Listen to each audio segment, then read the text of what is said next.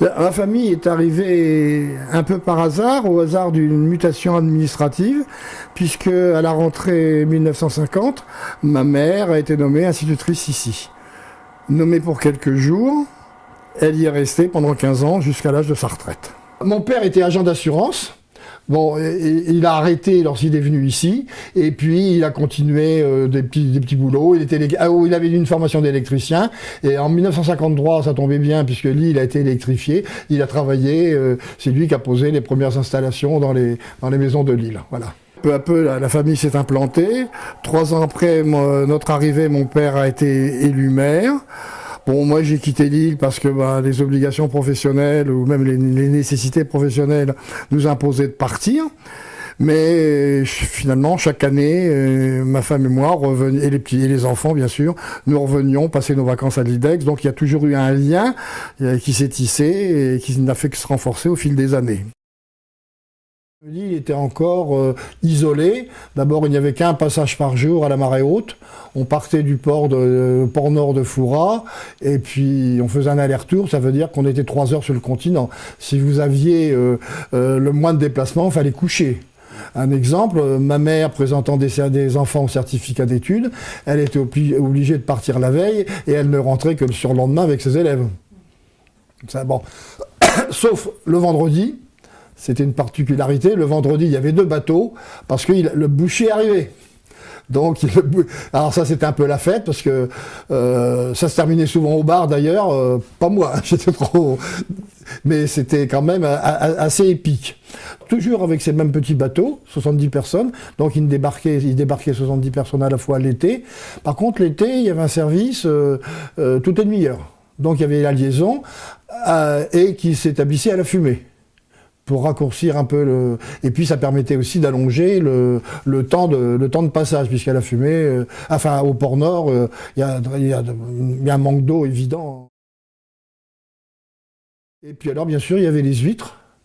Les huîtres, mais au tout début, il n'y avait pas je sais pas, je me souviens pas qu'il y ait un établissement ostréicole. Je crois que les gens allaient à la pêche aux huîtres, beaucoup. Et c'était surtout de la cueillette qu'ils faisaient, et ça partait en sac entier, ça partait sur Marennes ou sur Oléron. Voilà. On avait quand même des gisements d'huîtres. C'était des huîtres sauvages, quoi. Des huîtres sauvages, oui, qui étaient excellentes d'ailleurs, sont les meilleures, à mon sens, et ça partait sur Marennes. Donc c'était une des ressources. Mais ça, c'était pas tellement organisé au départ. Après, il y a eu un début d'organisation, ils ont fait une coopérative. Je crois que c'est Jean Cochard qui avait lancé ça. Donc ça centralisait le ramassage des huîtres, et puis après ça repartait en bateau, et puis selon la quantité pêchée, les gens touchaient. Là. Puis ensuite, Jean Cochard a dû ouvrir une cabane avec une installation d'huîtres. Voilà.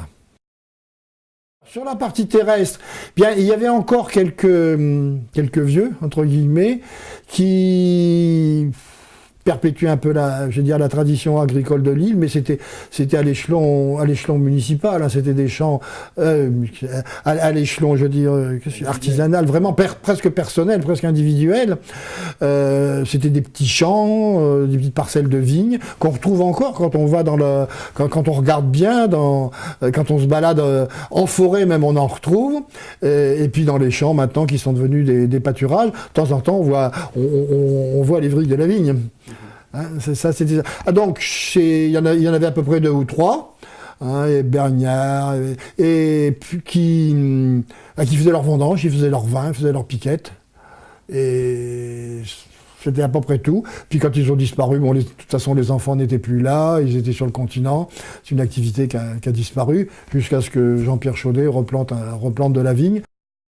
On est dépendant le cordon ombilical, c'est le bateau. Donc avec tout ce que ça implique, c'est-à-dire des délais, du temps supplémentaire, des coûts supplémentaires, qui pèsent aussi sur la création d'entreprise. Ici, par exemple, il est inimaginable d'avoir des petites entreprises de transformation si c'est des marchandises lourdes qu'il faut faire venir du continent et qu'il faut renvoyer.